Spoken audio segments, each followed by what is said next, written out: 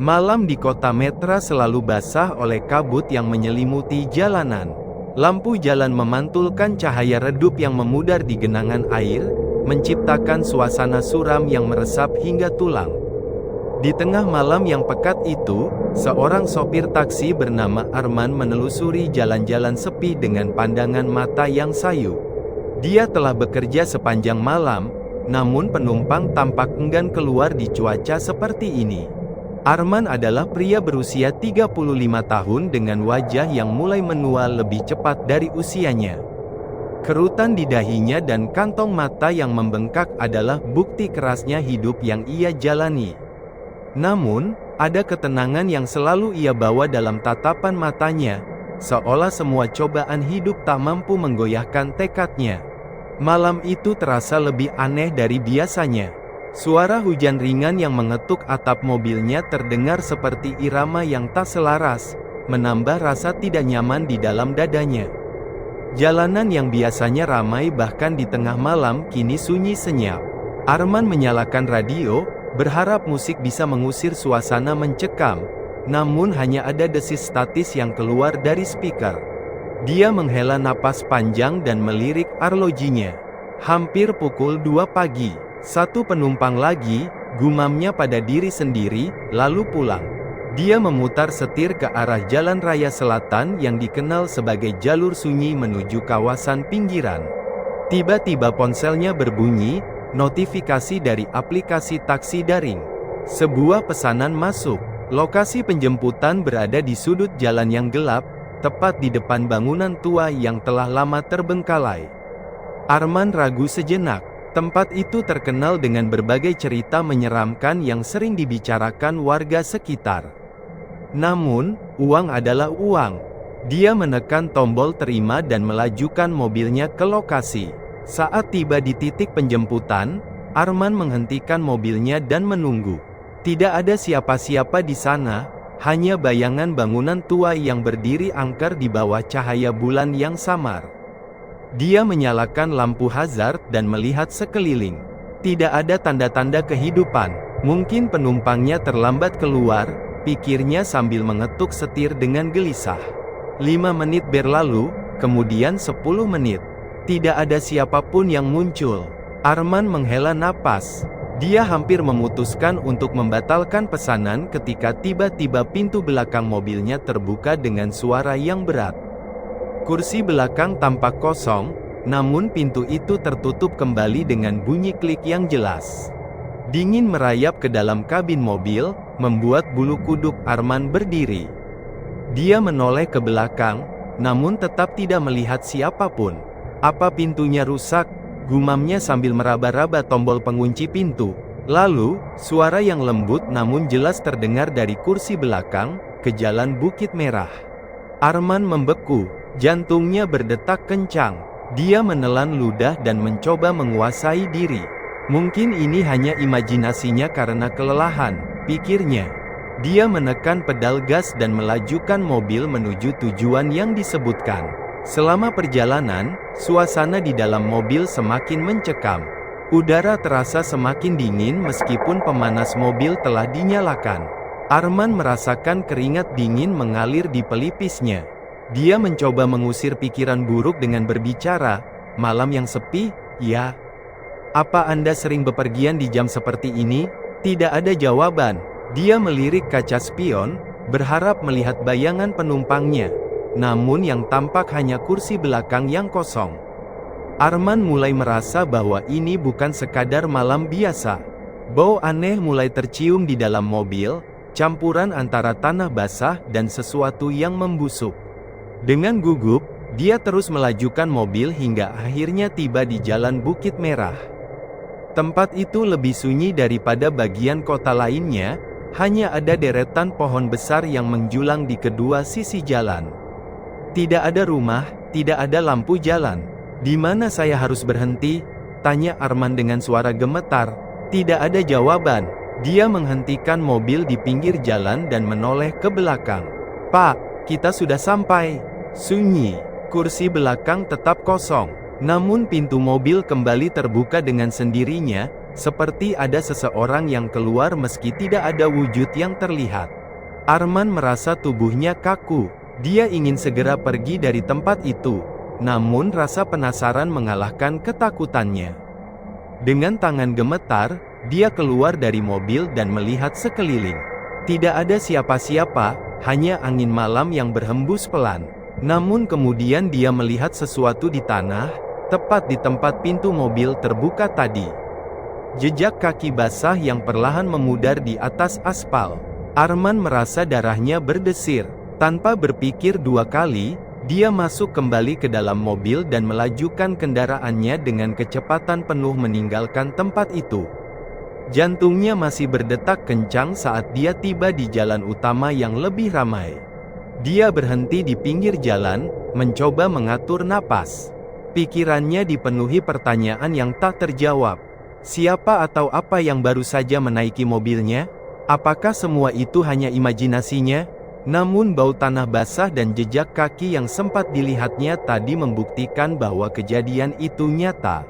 Sejak malam itu, Arman tidak pernah lagi menerima pesanan dari lokasi-lokasi terpencil.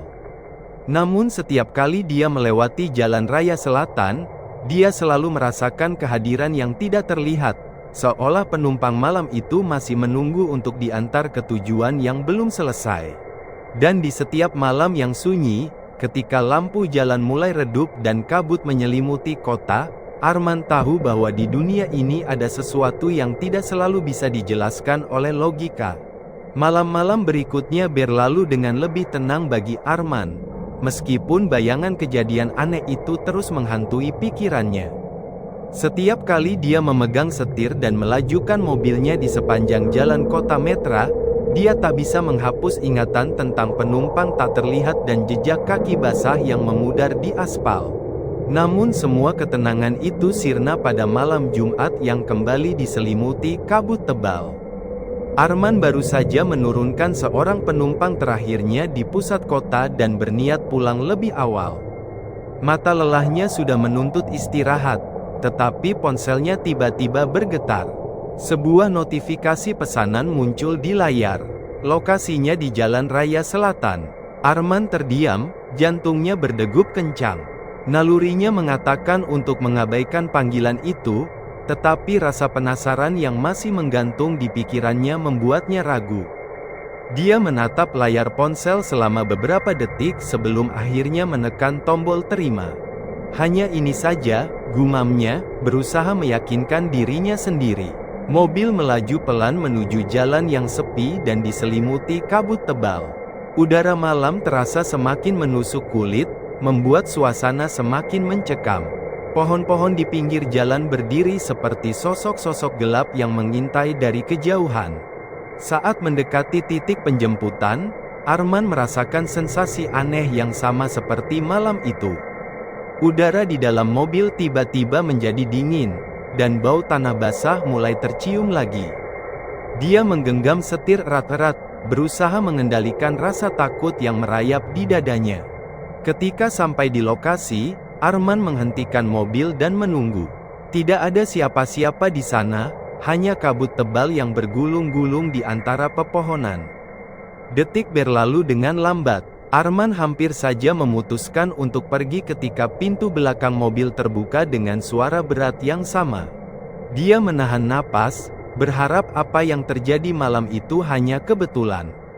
Namun kali ini, suara itu kembali terdengar dari kursi belakang, lebih jelas dan lebih dingin. Ke tempat yang sama, kata suara itu. Pikiran Arman berputar dengan kencang saat mobilnya melaju di sepanjang jalan sunyi yang diselimuti kabut tebal. Rasa takut merayap semakin dalam, tetapi rasa penasaran yang membara membuatnya terus mengemudi. Siapa sebenarnya penumpang ini, atau lebih tepatnya, apa? Udara di dalam kabin semakin dingin, meski pemanas telah dinyalakan dengan kekuatan penuh. Arman merasakan keringat dingin bercucuran di pelipisnya. Bau tanah basah dan sesuatu yang membusuk kembali menyeruak, membuat perutnya mual. Dia mencoba mengendalikan dirinya. Semua ini pasti hanya imajinasi, pikirnya, meski hatinya tahu betul bahwa apa yang terjadi bukan sekadar hayalan. Dalam diam yang mencekam, suara itu terdengar lagi. Pelan namun tegas. Belok ke kanan di depan. Arman mengikuti perintah tanpa banyak berpikir. Mobilnya berbelok ke jalan sempit yang lebih gelap dan terisolasi. Pohon-pohon besar berdiri di kedua sisi jalan, cabang-cabangnya menjulur seperti tangan yang ingin meraih apa saja yang lewat. Jantung Arman berdegup semakin kencang. Tiba-tiba, lampu depan mobilnya menangkap bayangan samar di kejauhan. Sosok putih berdiri tegak di pinggir jalan, seolah menunggu sesuatu. Arman mengerem mendadak, tubuhnya seketika tegang. Sosok itu tetap diam, tidak bergerak sedikit pun meski mobil Arman hanya beberapa meter darinya. Dengan tangan yang gemetar, Arman mencoba meyakinkan dirinya bahwa itu mungkin hanya bayangan atau halusinasi akibat kelelahan. Namun tatapannya tetap terkunci pada sosok itu yang kini tampak lebih jelas, seorang wanita berambut panjang dengan wajah pucat yang tak memiliki ekspresi. Keringat dingin membasahi punggung Arman. Dia tahu seharusnya dia memutar balik dan pergi sejauh mungkin dari tempat ini. Tetapi sesuatu yang tak bisa dijelaskan membuatnya tetap diam di tempat. Sosok itu kemudian perlahan melayang ke tengah jalan, bergerak tanpa menginjak tanah. Arman ingin berteriak, tetapi suaranya tercekat di tenggorokan. Dia hanya bisa memandangi sosok tersebut yang kini semakin mendekat ke arah mobilnya. Bau busuk semakin menyengat, membuat perut Arman mual. Saat sosok itu berada tepat di depan kaca depan mobil, Arman akhirnya berhasil menggerakkan tangannya. Dengan refleks, dia menekan klakson berkali-kali, berharap suara bising itu bisa mengusir apapun yang ada di hadapannya. Namun yang terjadi justru sebaliknya. Sosok itu tiba-tiba menghilang begitu saja, seolah larut dalam kabut tebal yang menyelimuti jalan. Arman terengah-engah, jantungnya berdetak kencang seperti genderang perang. Tanpa berpikir panjang lagi, dia menekan pedal gas dan melajukan mobilnya dengan kecepatan penuh. Pohon-pohon di kedua sisi jalan berlalu dengan cepat, tetapi bayangan sosok tadi terus terbayang di benaknya. Setelah beberapa menit yang terasa seperti selamanya, Arman akhirnya melihat cahaya lampu jalan di kejauhan. Jalan raya yang lebih ramai dan familiar menyambutnya, membawa sedikit rasa lega di dadanya. Dia menghela napas panjang, mencoba mengatur detak jantungnya yang masih belum normal. Namun satu hal yang pasti, malam itu akan terus menghantuinya dalam mimpi buruk yang tak berkesudahan. Dan di sudut pikirannya, Arman tahu bahwa perjalanan ini belum benar-benar berakhir. Arman terdiam di kursinya setelah menutup pintu mobil dengan suara yang terdengar lebih berat dari biasanya. Malam masih berselimut kabut tebal, namun udara kini terasa berbeda, seperti beban yang tak terlihat telah meninggalkan tubuhnya. Ia tidak tahu pasti bagaimana perasaannya, lega atau justru semakin takut dengan apa yang baru saja terjadi. Malam itu, setelah kejadian aneh di Jalan Bukit Merah, Arman akhirnya memutuskan untuk berhenti bekerja sebagai sopir taksi malam. Pengalaman itu telah mengubah hidupnya, bukan hanya karena ketakutan yang mengikutinya, tetapi juga karena kesadaran bahwa ada hal-hal di dunia ini yang tak mampu dijelaskan dengan logika. Ia mencoba kembali menjalani hidup normal. Pekerjaan barunya sebagai pengantar barang memberinya waktu yang lebih teratur dan jauh dari jalan-jalan sunyi yang selama ini menghantuinya. Namun meskipun ia telah meninggalkan malam-malam penuh misteri itu, bayangan sosok penumpang tak terlihat masih sering hadir dalam pikirannya. Setiap kali melintas dekat jalan raya selatan, ia selalu merasakan kehadiran yang tak kasat mata. Bau tanah basah yang sempat tercium di mobilnya kini seperti menjadi aroma yang akrab baginya. Tapi Arman berusaha keras untuk tidak memedulikannya. Satu malam yang dingin, ketika Arman sedang menunggu giliran memuat barang di sebuah gudang tua di pinggiran kota, seorang pria tua yang duduk di sampingnya memulai percakapan. "Kamu pernah dengar cerita tentang Jalan Bukit Merah?" tanya pria itu sambil menyalakan rokoknya. Arman menoleh dengan ekspresi kaku. Mengapa tiba-tiba pria ini menyinggung tempat itu? Pernah, jawab Arman singkat. Pria tua itu menghisap rokoknya dalam-dalam, lalu mengembuskan asap ke udara malam yang dingin. Mereka bilang dulu ada kecelakaan besar di sana. Bus yang penuh penumpang jatuh ke jurang. Gak ada yang selamat. Sampai sekarang, orang-orang percaya kalau beberapa roh masih berkeliaran, mencari jalan pulang. Arman merasakan jantungnya berdegup lebih cepat. Cerita itu seolah mengonfirmasi apa yang ia alami. Mungkin cuma cerita lama, lanjut pria itu sambil tertawa kecil. Tapi siapa tahu, kan? Kadang hidup ini penuh misteri. Arman hanya mengangguk tanpa berkata apa-apa. Malam itu, setelah pekerjaan selesai, ia memutuskan untuk melewati jalan Bukit Merah sekali lagi. Bukan karena ingin mencari jawaban, tetapi untuk menghadapi ketakutannya sendiri. Jalanan itu masih sunyi seperti biasa. Pohon-pohon besar berdiri angker di kedua sisinya. Namun kali ini, Arman tidak merasa takut. Ia melaju dengan tenang, membiarkan kenangan buruk itu mengalir pergi bersama angin malam. Ketika tiba di tikungan tempat sosok penumpang tak terlihat dulu turun, Arman menghentikan mobilnya sejenak. Ia menatap jalan yang gelap dan sepi, lalu menghela napas panjang. Mungkin ini akhirnya, pikirnya. Saat di mana aku harus melepaskan semuanya.